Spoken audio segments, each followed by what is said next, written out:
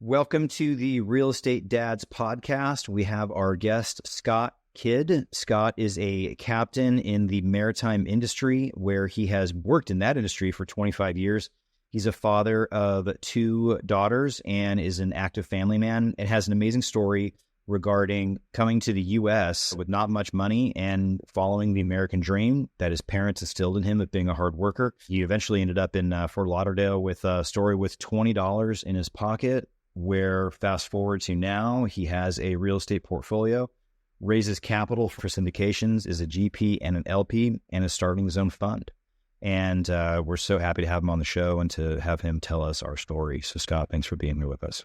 Thank you so much for having me. Tell us about all of this yachting.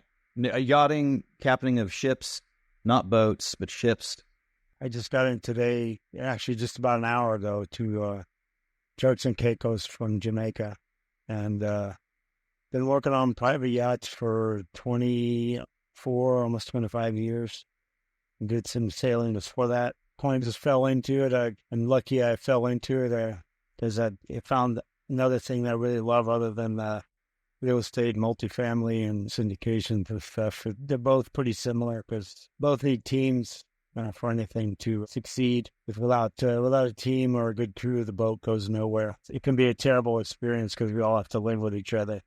How big are these yachts? The one I'm on right now is 50 meters, so it's 164 feet. Yeah, Scott, when you talked about your job a little bit when Max was getting coffee there, it made me think of below deck. So is that at least like 50%, give us an idea of what you do? It can be like, managing the crew and stuff. I can be the best and the worst parts of it sometimes. It just all depends. You really don't want to have that much drama. And I found that over the years and just in any job or organization, the people that are working really hard don't really have time for all the drama because they're working. It happens, some more than others. We have our moments, but we try to have a drama-free zone, keep the same people around. Because that way we get consistency. And, really what's unique about yachts and stuff, it's really about the service and about the clients, that kind of stuff. We got to be able to think on our feet and be there, make things happen. The timeline is usually yesterday to get everything done. They want everything before they think of it. So, right. And is that, and your clients, how often are they using these vessels and how often are they out just running whatever function of their life or business? It depends. The average person, I would say, is usually about 10 weeks a year. If they're a heavy use, usually it's less, 5 years. And then they usually charter them out for about 10 weeks out of the year. If they're using it on, 4 or 5 weeks out of the year, they usually charter it just to offset and, there's some tax benefits and stuff like that from that. Most of it's write-off, but the yacht, for the most part, is just a loss. They really don't make any money for anyone. If you're lucky, you might offset 30 to 50% of your costs, salaries and stuff like that. But, it comes in when it's run as a business. There's not a CPA or anything, but you are able to offset some of it so you can justify having it. If you chalk it up as entertainment and you're entertaining some of your business clients and stuff like that, and you enjoy being on the water and stuff, it's a cost that you're going to spend anyway. That's really amazing. Like, hearing about some of these, I guess it's, when I hear that, I think of this kind of different level of wealth that I'm, not connected with. We definitely have, investors who are wealthy, and we've worked with a lot of wealthy people. And I've worked for a couple guys who have, some big net worths. But, but just hearing, about some of these individuals that have yachts that are that large and that they're constantly sailing, pleasure sailing, or business sailing in different locations. It's really a different world that you have access to. Yeah, it's a very unique world and very small boutique industry. It's it's taken me to a lot of places that I've probably never really thought about before and never dreamed of. But I explain it like this, I knew people had a lot of wealth and a lot of money before I got into this line of work. I just didn't know they had that much more than I do. So much, right? Yeah, it's you hear stories of them and money spent. Sometimes it's a lot more than most people make in a lifetime. Sometimes it's pretty impressive. But when you think about it, you start to get used to it. Like anything else, it's just numbers with zeros behind it. Well, I was curious what your family life is like. What's your family look like? Kids, wife, and kind of want to get into how it works with how your family handles you being gone for so long at a time. I've been lucky, worked for some pretty great families that they wanted, a family-oriented program where, when I was gone for an extensive period of time, they would rent us an apartment, and my family would, especially my wife and the kids were young, they'd come with us. I got us an apartment in Italy, so they were close by. Granted, we were pretty busy, but at least they were close by, and we were able to do something. It's opened up for some unique experiences. It kind of gave and I have two daughters, they're 19 and 17 now, gave them kind of a travel bug, as you would, because we were also, they put us up a different family in Martha's Vineyard for the summer. I've been lucky to work for some great families that really looked after us. And now I work 6 weeks on, 6 weeks off, so I'm not gone as much, and my kids are a little bit older. And not to say that it's not as difficult, but I know, other people in different careers that have sales careers where they're gone, 3 weeks out of the month and stuff also. Doesn't make it easy, but my wife, she used to work on boats as well, and she's also a yacht charter broker, so she understands. And I call my wife and kids pretty much every night, with WhatsApp and FaceTime, and all those things make it really easy. It doesn't, you're not there, but at least you can see them and partake in some of the activities that are going on, and in that way has made it easier. But they understand that that's what I do, and what it's provided for a great life for all of us. It's enabled us to travel and go a lot of different places and live a decent quality life. I come from a large family. My wife does as well, so we're both very family oriented. You just kind of work it out. There's things that come up. We celebrated our 20th wedding anniversary a couple weeks ago before I got back on the boat. So you can do it. It's not easy, but nothing in life that's worth it is easy. It takes a lot of work. We're both different people, and as you grow, you just hopefully that you grow with that person. And I'm lucky. My wife is very amazing. She's I'd hate to think where I would be without her. I'd probably be that guy. Well, you do have her, and you have some kids now.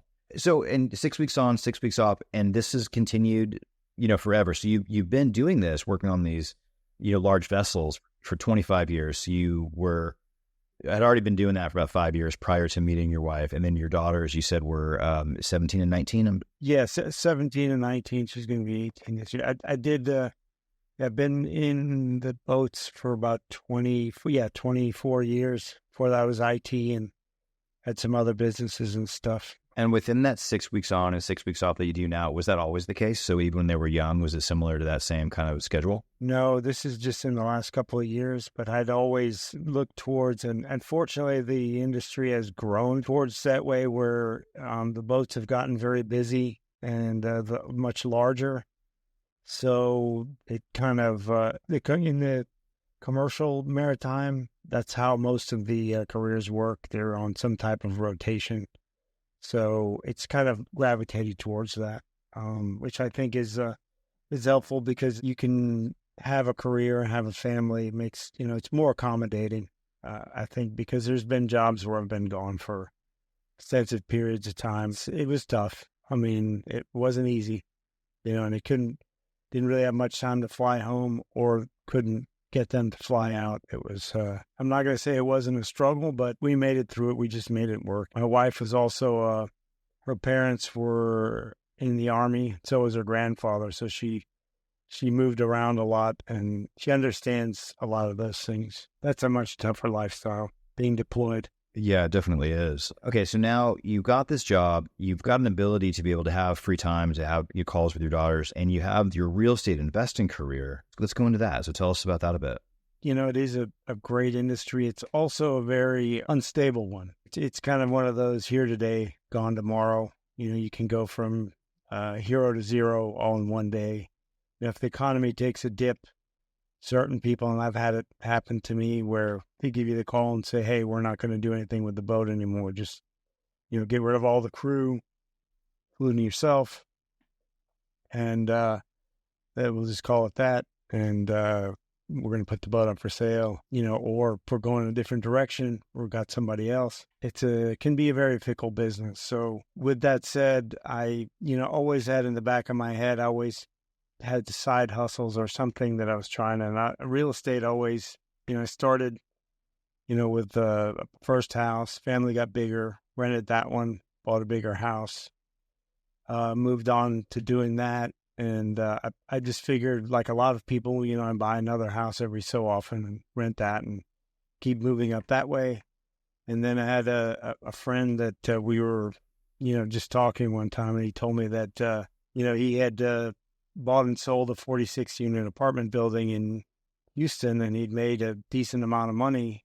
And I said, well, you can do that. And he goes, yeah, you can do that. I did it, so anybody can do it. That kind of was my light bulb moment, as per se. And I did some more investigating and started going to a lot of meetup groups and just finding out as much as I could. And then eventually invested in some smaller joint ventures and some limited partnerships, which limited partnerships are basically you put up the money and the general partners, they run the deal. And that was a really great experience because the person that I invested with allowed me to learn more about how the whole thing worked, kind of led me down that path towards syndications. And are you doing your own syndications now? Yes, but my main focus is mostly raising capital and investor relations and focusing on the capital stack, or helping organize the mortgage, the loans and stuff like that, private, preferred equity and those type of things, because it's something I can do while I'm still working on the boat,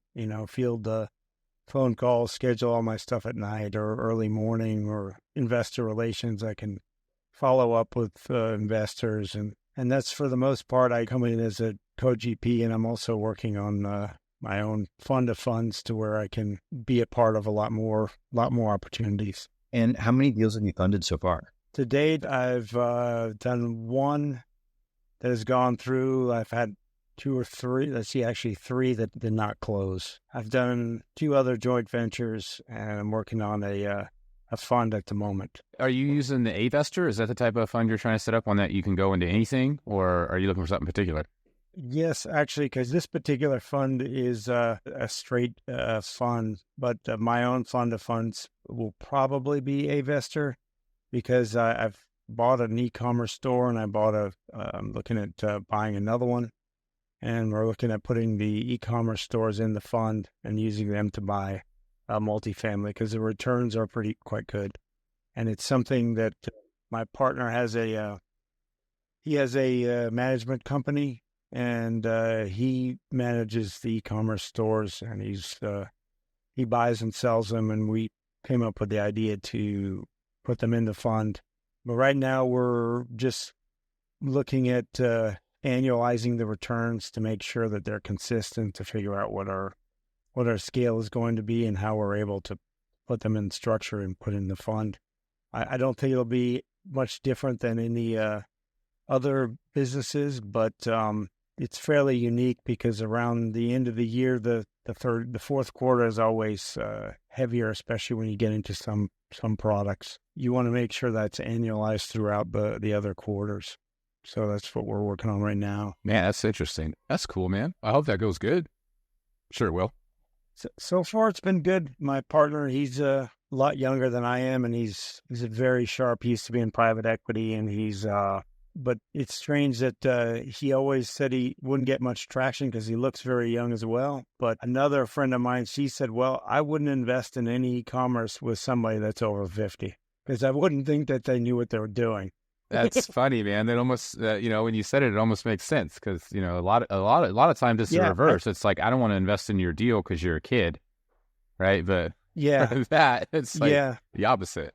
Especially, like with apartment deals, it's the other way. You really got to have some really solid experience on your team, or no one's really gonna, they'll be like, oh, we'll pass, but if it's e-commerce, if I had my dad was working on it or somebody my age, it'd be a little more iffy for some people because they're like, well, maybe that's not your area of expertise. Whereas if you're, in your 20s, I think it's a little more believable because those guys, the millennials get I guess a bad break. People say they're lazy, but I think they really have so much more opportunity that they can run everything from their phone, that they get a bad rap because they can put their car in Turo. They can Airbnb their other 2 rooms or their couch and buy and sell stuff on Facebook Marketplace and do all these, sublet their storage units and stuff like that. They can literally have 2 or 3 side hustles and make more money than most people do at a normal job. So I have 1 Turo,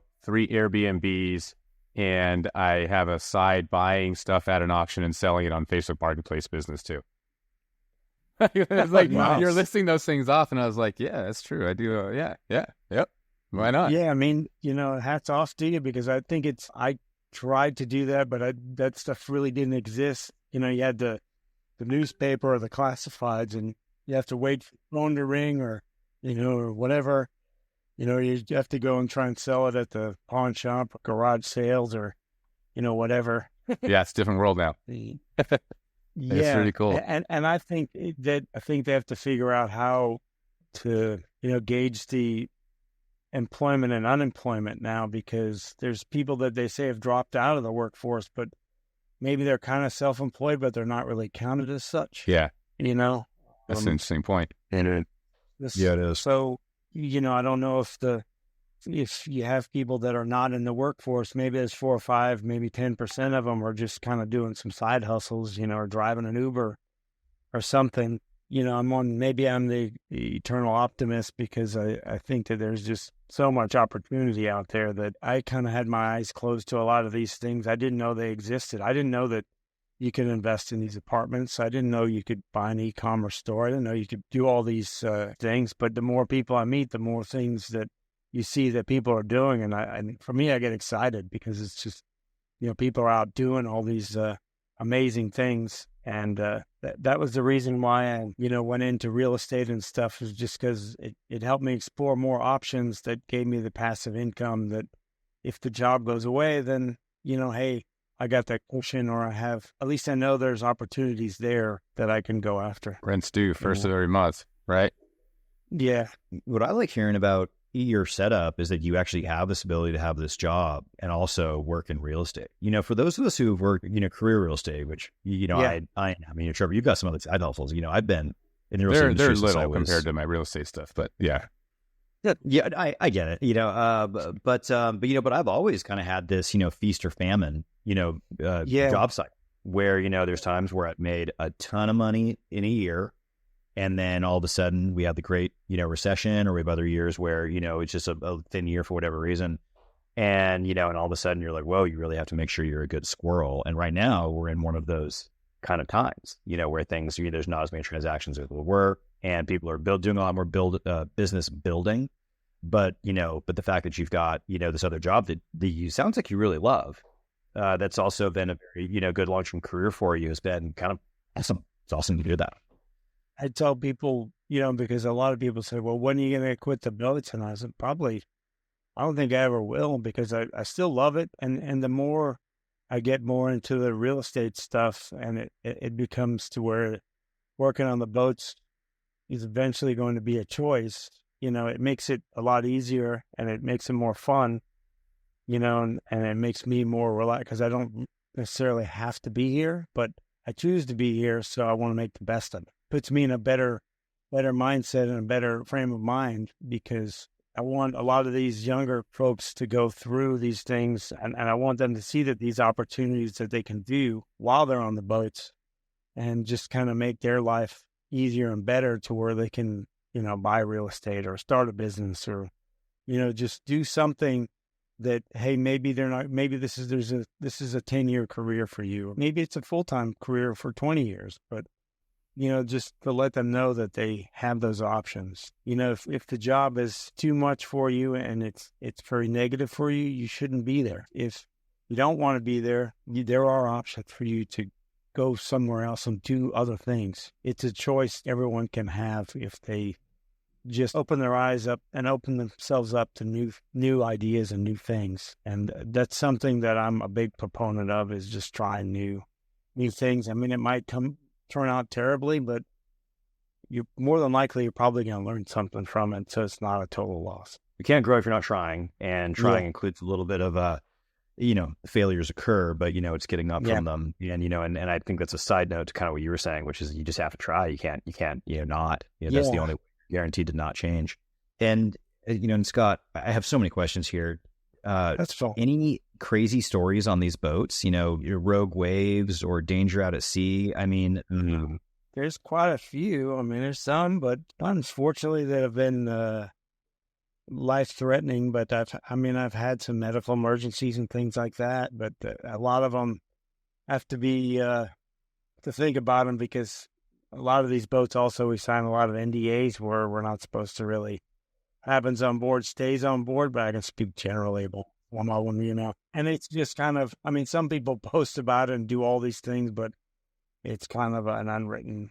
Well, I guess I wasn't hoping to get the information on the personal actions. I kind of knew there was going to be laws for that, but I was wondering. I was planning on naming names. Oh. I'm sure that would go well in your industry. Well, today is also my last day. Oh, nice. Gosh, that would be. Let's not, no. Let's not do that. Well, I guess I was wondering, hurricanes, typhoons, danger at sea. Yeah, I've been in some pretty heavy weather. I've actually been through a couple of hurricanes at anchor, and I've been out at sea where it's been blowing 60, 70 knots, and it's not fun. I wouldn't wish that on anybody, but I lived through it. It wasn't, the boats that I was on at those times, they were very strong boats that were made to handle that. So you just kind of slow down and you just have to wait it out. Like any bad thing in your life, or anything that's tough at that moment, it'll pass. You'll get through it. And most of the time you're a better person for it. You kind of kiss the ground when you get there moment. Wow. What a relatable, relatable moment. Yeah. There was one time where a friend of mine and I were on the boat, and we were in the Chesapeake, and the storm was coming, and he and I had just set the anchor, and then a couple of boats anchored near us, and they kept coming down on us. And then we were like, well, we kind of called them on the radio and said, hey, you're pretty close to us. You're getting pretty close. When the breeze picks up, you're going to be on top of us. And like, well, no, we only have one motor, this and that. And they were pretty unorganized, and they were actually pretty scared. So I said, well, let's move. So we went and we moved, and right as we dropped the anchor, it was myself and my friend. It started blowing. It was like 50, 60, 80. It was blowing about 100. And it's across the deck, and we're literally crawling back to go inside the boat. And we're both looking at each other. We're actually laughing because we're like, well, I guess this is it. God.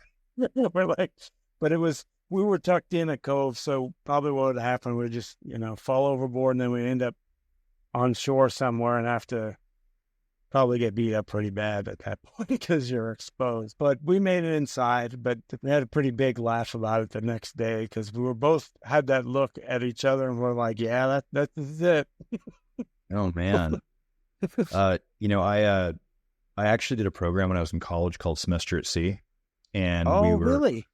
Yeah. So we lived on a cruise ship that did not have any cruising facilities, but we were on the ship and went all the way around from Canada, around Southeast Asia, around through past Malaysia up to India, and then around India to Kenya, around the Cape Horn of South Africa, and then over to Brazil, and then up to Cuba, and then up. We finally docked in New Orleans. And wow, that's awesome. It was a fantastic experience. In fact, I've recommended many people to do it. But there was a ship, I think it was maybe 2 years after I went, and they were traveling from Canada to Japan, and they got hit by multiple rogue waves out in the middle of the Pacific Ocean. Oh, wow. And they had some instances of people losing fingers from doors that got slammed when they were trying to get back into their bunks. And they didn't do an all hands on deck because they were concerned everyone would get hit by these waves. And they were in the middle of the Pacific. And a bunch of parents of their kids, once they docked, said, you're coming home. We're not letting you do this program. And I had a fantastic experience. When I hear, these places that you've been to and you're living on this ship, it sounds amazing. It sounds fantastic. I saw there was a boat over in Port Antonio in Jamaica just recently. It was a Dutch boat. They were all they were out of high school because in the Netherlands, they finished high school at 16. And then they were doing same thing, semester at sea.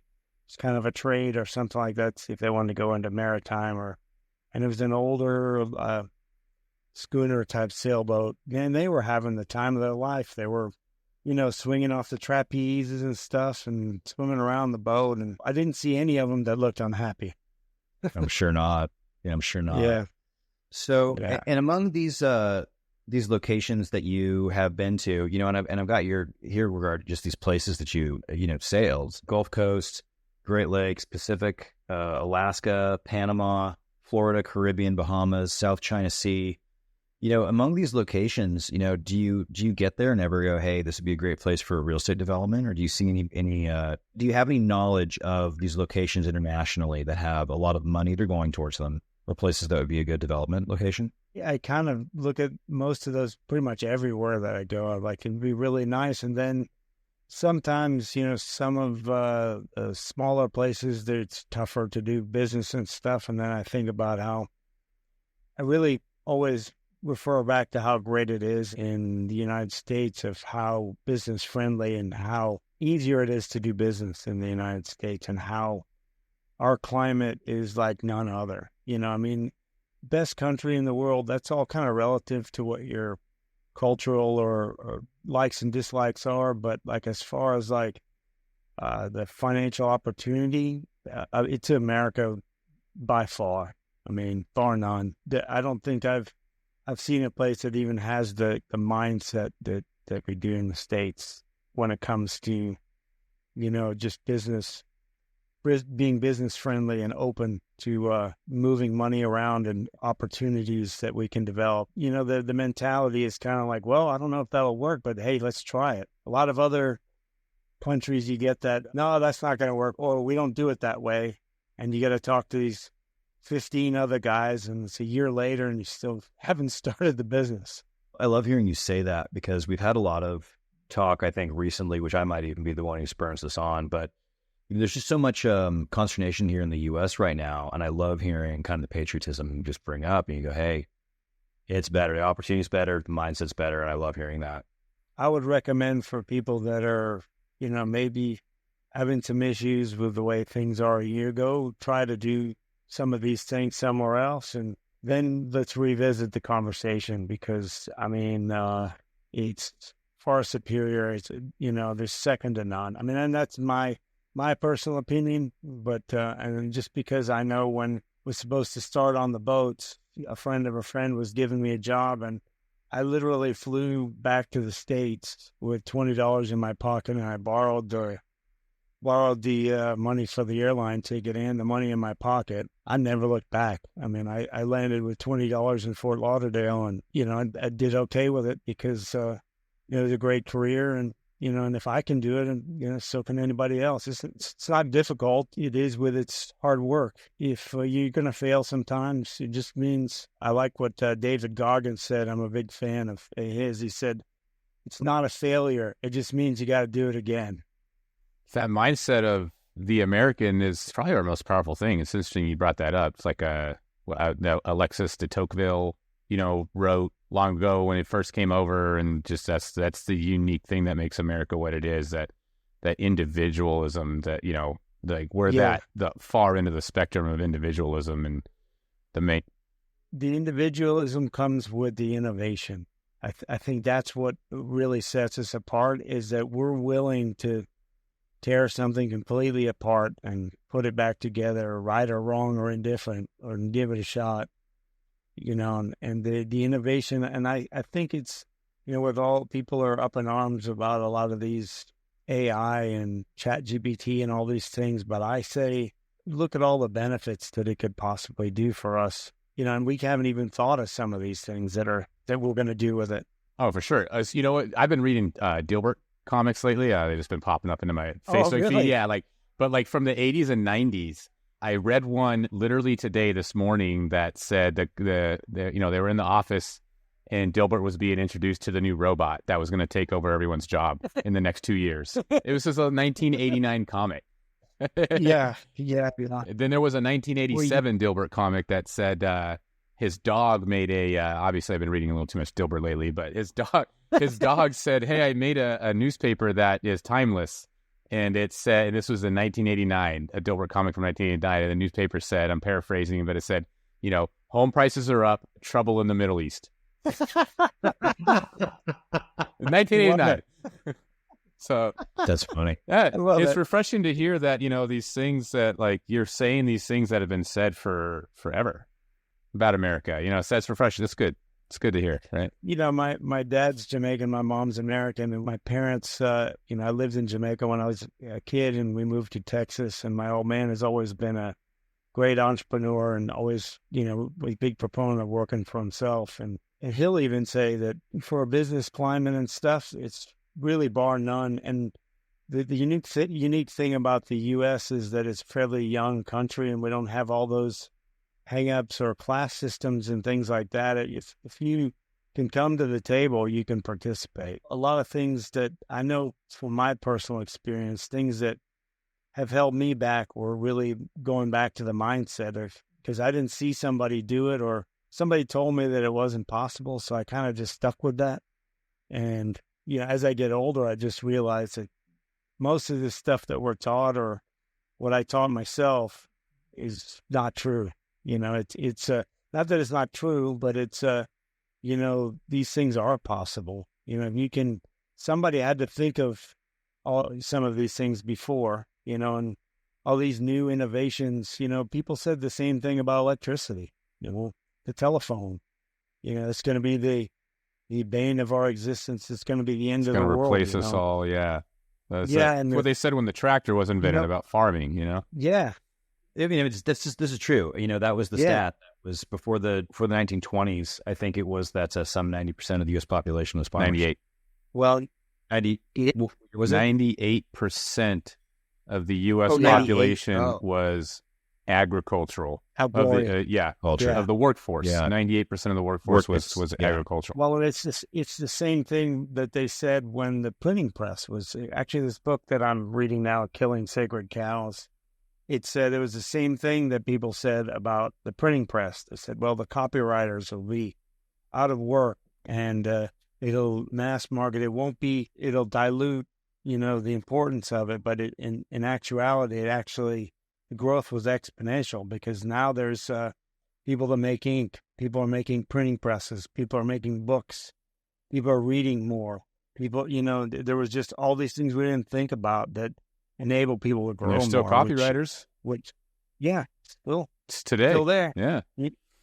Scott, I got a question to kind of like get back to your kids a little bit. And I also want to hear more about your father later, because that's super cool that you were raised by an entrepreneur. I want to hear about that. But with your kids, I'm curious as to, you're gone for long periods of time. So I imagine it's challenging to build a relationship you want with them. And so then when you're home for those short periods of time, did you have any things that you intentionally did to make sure that you were fostering a good relationship? You weren't just coming home and being like dad, the disciplinarian. Like, what was your strategy to that? For me, for the most part, I tried to be the best that I could be and tried to be as present as I could be. When they were younger, my wife and I, because she worked on boats also, when we got married, we said, well, one of us has to stay home with the kids. And she, since I already had the career already going on the path, she was with the kids. She's a great mom, a great role model, also has a very great entrepreneurial mindset as well. And she comes from both of us come from very strict conservative backgrounds as far as family values and things like that. We're very strict with those things. And I also worked for a couple of other people where I was a couple of jobs when they were younger where I was home a lot more. So that helped out a lot. I worked for a guy that probably one of the best guys I ever worked for. He called me out of the blue and said, "Hey, when's the baby due?" And that was my second daughter. He said, I said, well, it was September. And he said, "Okay, well, we're going to do a trip 6 weeks before and 6 weeks after. And in between those two times, don't call me. Don't tell me anything about the boat. You need to be at home with your wife and your kid." For the most part, I kind of focus on being present. And, there's no perfect way to do it, but I try to spend as much time as I possibly could and still do. I mean, they're a little bit older now, so the times are fewer and far between. Well, if you guys have teenagers or not. I struggle being I think most people can relate to that. Like, being present is an actually really challenging thing to do, especially when you're busy, right? You're captaining boats and you're working on capital raising for real estate syndications. How do you do it, man? Like, how do you be present? Well, I've found just over the years, and it's kind of recent, I want to say within the last 5 years, that if I schedule my time a little better, like this is work time, this is family time, because they have certain schedules with school and stuff too, like dinner time is dinner time with us. We used to have like a Friday night was our thing. We called it a big time Friday night. When they were younger, we would pick a country and we would cook some food from that country, and my wife and I would get some drinks from there, and maybe the kid would make like a dessert from there. So we'd make a big mess in the kitchen and stuff and hang out in the backyard and eat and drink and mostly hang out with each other. And I would recommend that because we kind of literally traveled the world in our backyard, which I thought was... Yeah. These are the gold nuggets that I'm talking about, Max, that we've been talking. Yeah. Like, I love it, man. I know. I love it. Yeah. I love that. In fact, you're making me think about like things to do, with our family. Cause we're like, how do we, what can we do that's enjoyable for the kids, that they can do right now? Young, yours are older. Yeah. Yeah. Go ahead. It made it kind of interactive, especially like if they can get their hands dirty and just some kind of stuff, I would like to think that we're still a pretty close family, and our families are pretty close. Like, one thing that was really great that came out of COVID, which, there's a lot of really hardships that people went through with that. But what ended up happening is that myself and my family, we do a family Zoom every Sunday at the same time. And whoever wants to get on, gets on.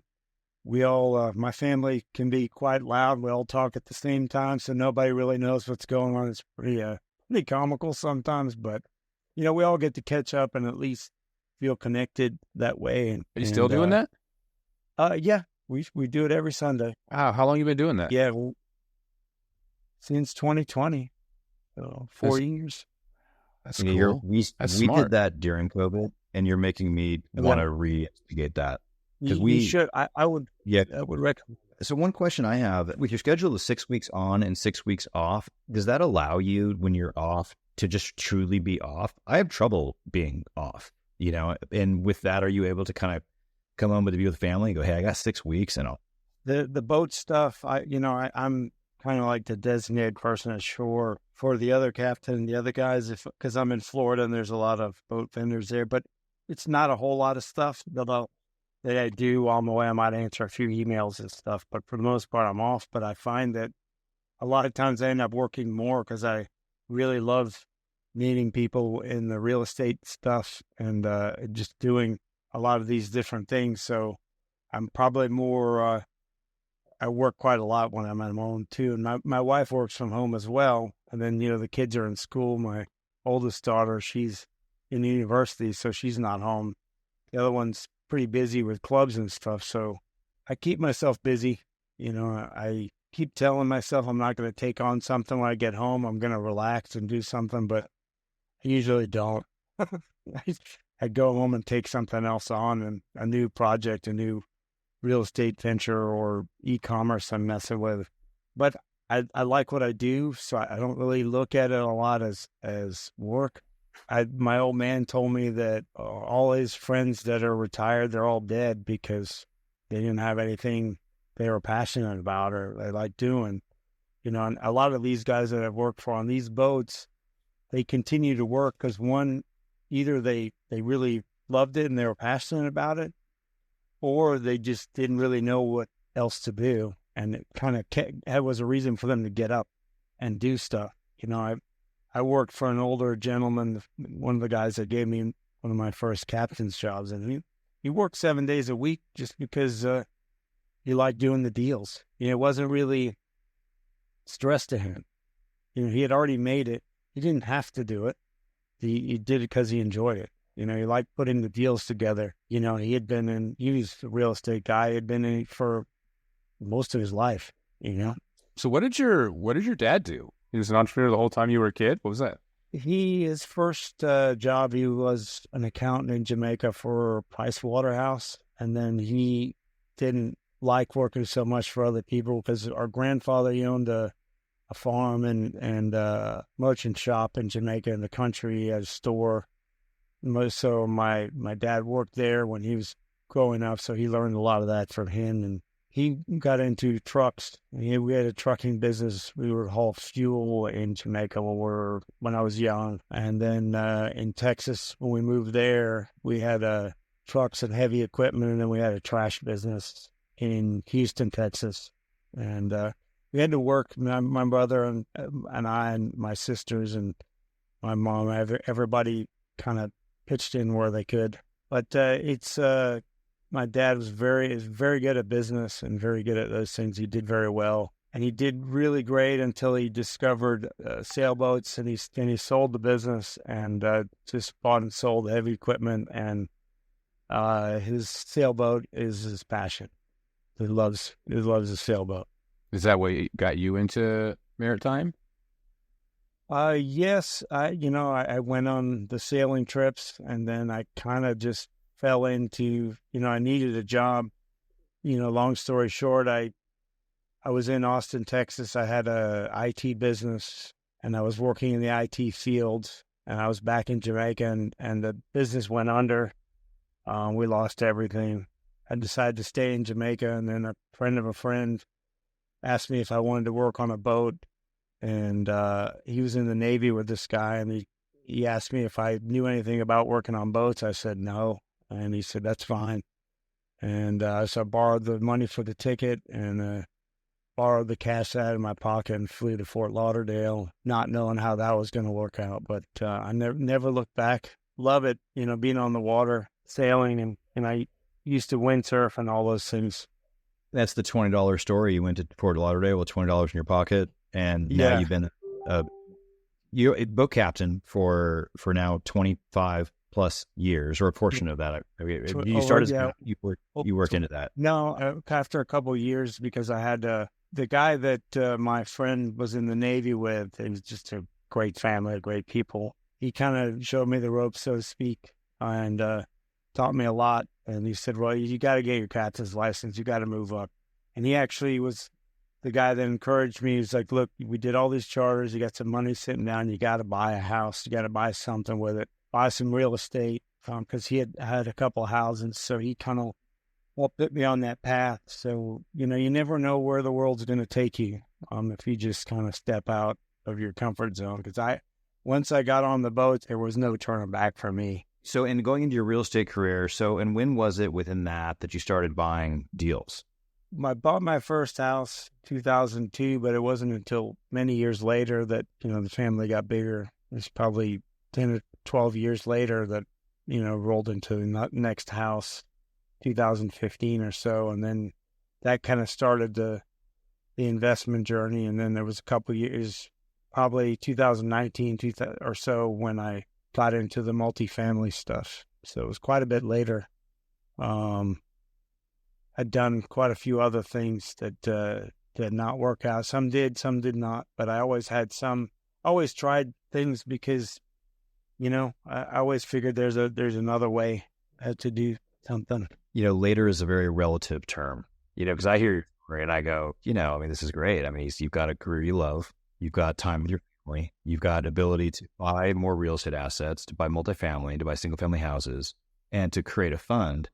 And to hear that you did all of that after, what some people would just pack it up. You said Florida, after a business failed, with $20 in your pocket, encouragement for your family, said, hey, I'm going to make this happen.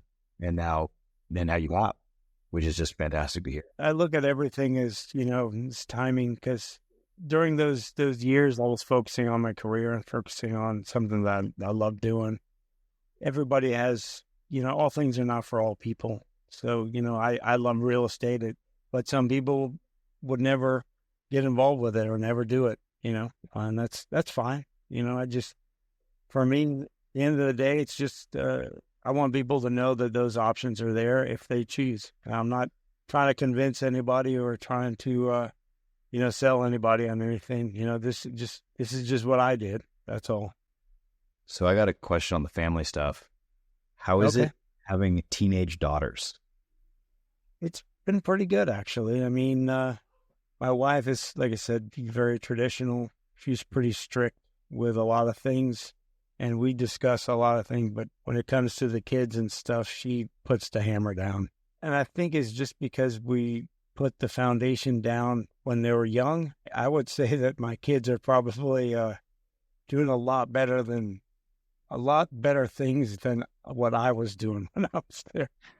I think that's you do not mess with immigrant parents. They're the strictest. I just want to make sure if my kids are ever listening to this, you're doing great, girls. On that comment with the immigrant parents, if you're working to come here, then you're working to raise good kids. Yeah. In my opinion. I would say, if can't blanket for everyone who comes over, but but if you're coming over and you're mentioning, and for you, hardworking, American dream, and you've had dual citizenship. You said Jamaica, but you had a parent that was also... My mom's American, and both my parents are very disciplined and very, they were very strict. I mean, they're both from big families. My mom is one of 8, and my dad's one of 5. And I'm one of 6 kids. So we had a pretty big family, and, everything was about family. I think that was probably the thing that we stressed the most with our kids, is that everything's about family. When things, good, bad, or indifferent, you always have your family. That's the most important thing. People say that a lot, but it's really your actions that, if you really want your kids to be great, is one, just spend as much time as you possibly can. Because an older gentleman said to me, look, no one has on their tombstone, I wish I would have worked more. And also, the only person 20 or 30 years from now that's going to remember that you worked late, probably your kid. Yeah, the comment that you make, the family is the, really the most important. Or the thing that you will have no matter what. It's really the truth. Ups, downs, careers going good or careers going bad, or tragedies that family have, and when you look at, friendships that people have, you realize how kind of temporary, depending on phase of life, a lot of them are. Not meaning they're not good people, or not meaning you don't miss a lot of them, or have people that you still care about. But your family is the one who's really going to be there no matter what. I think about some family members that I have who suffered some tragedies. Some of my dad's siblings had some things that happened within their family. You realize how much, it really is the family that's the one that deals with some of these things. How quickly things can change, so you have to enjoy that time while you can. Absolutely. And I'm sitting here thinking about your Sunday Zoom session and how much I love the idea. What's the best time of day? What time of day do you do that gets the best attendance? Well, for us, because we were doing it on Saturday nights, but it seemed like, a lot of people were, we're here, there, and everywhere. A lot of people like to go out. Some people just want to relax. And Sunday, it was 6 o'clock Eastern. Some of my family's in Texas. Some of them are in California. So that seems to kind of work, because everyone's kind of, winding down from the weekend or what have you. You might have had a little barbecue or something, and then sit down. And, sometimes we're all eating kind of together, while we're on Zoom and stuff like that. And Zoom has been a pretty big blessing, but I have to realize sometimes, I don't necessarily need to do a Zoom call. Maybe I just do a call. All the technologies helps us reach out, which is great. My dad loves saying FaceTime. He can see his grandson. The reason I was asking about, how does having teen daughters is, Trevor and I are both relatively young dads. I've got a daughter due in April, and Trevor's got 2 right now. And we have some, I'll let Trevor, comment on this as I'm done. But, we often have these plans of how we want to, or I want to, expect things to go. This is how I'm going to raise my kids, and then we talk to someone who's got more experience, and they go, whatever you're thinking is not going to be like that, or Well, each one of them is different. I mean, and each one of them you got to treat a little. You'd like to think you could have a blanket policy, but each one is unique. And the thing that I always found was interesting is the way they are, kind of when they're babies, are kind of what their personality is when they're older as well. You'll see a lot of this coming out later on. I can see the differences between this, Yeah, I got a 4 and a 1-year-old daughter, and I can tell, dude. I can tell the younger one is like the adventurous one, right? Maybe the tomboy, maybe the, all these maybes, but she's definitely like the older one. I can tell is like girly for sure, loves pink, loves high-heeled shoes, loves doing makeup. And then the little one, like her favorite thing to do is fall off of the couch or whatever she can climb up and fall off of. Right? Like, she's just adventurous, That's awesome. Yeah, there was a lot of that, and there's some nuances and that kind of changes a little bit here and there. But for the most part, I mean, there's a lot of things that kind of remain the same that are consistent with that. But another older guy, he told me, and he's since passed, he said, look, your kids are probably going to be good kids, regardless of what you do, because you and your wife are good people. The same thing I would say to you guys is you're good people, but just watch who they hang out with.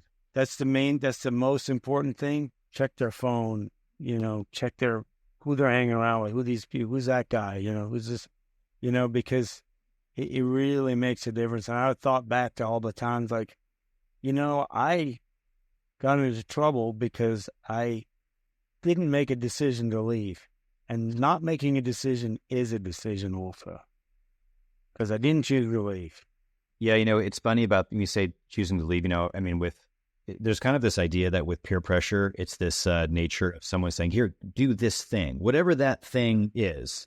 And in reality, it's not. It's just everyone's doing something, and that's all it is, and, you just go along with, whatever that action is. Yeah, I all right, whatever. And then like, oh, that's, you think back like, oh, I really should have just walked on that one. But with kids, there's no magic bullet, magic eraser or anything.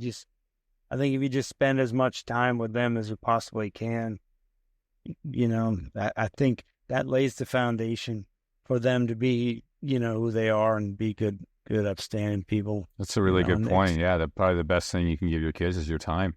Yeah, you don't get it back. They don't get it back, but they'll remember.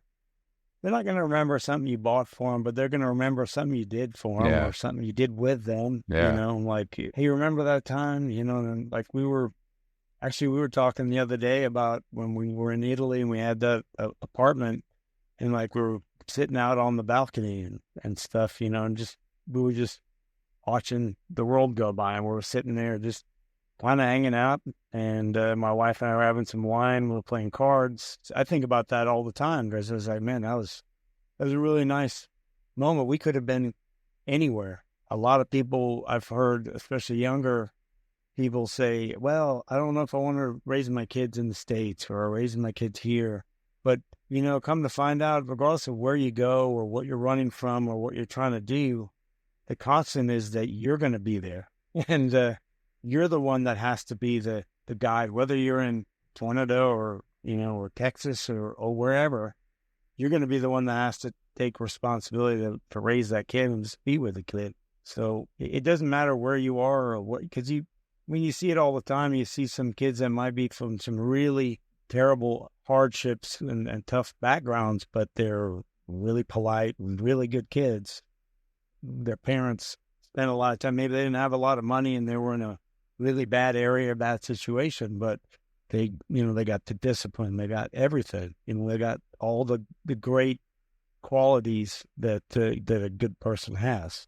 It doesn't know any bounds. That time is the most important thing because you can't do it over. Indeed. Yeah, that's the truth, right? And one thing we can never get back is time. Yeah, I completely agree with that. In fact, that's one of the reasons for me personally, went into real estate and make sure I could be around for my kids, or starting the entrepreneurship road. This is great. I mean, we should have done this before. Oh, it is great. So, Scott, thanks so much for being on. And Scott, if guests want to get in contact with you to invest with you in your fund, how can they get in contact with you? It's pretty easy. It's investwithscottkid.com. And it's all my links and everything are there. Social media and everything are all on the site. And more information. Very raw. Awesome. And, we can also get a copy of this podcast on the Slack channel, realestateDadsPodcast.com. And there'll be a link to this individual video as well as information on how to get in contact with Scott and get in contact with other dads who are listeners of the podcast. So, Scott, thanks so much, and we'll look forward to talking to you soon.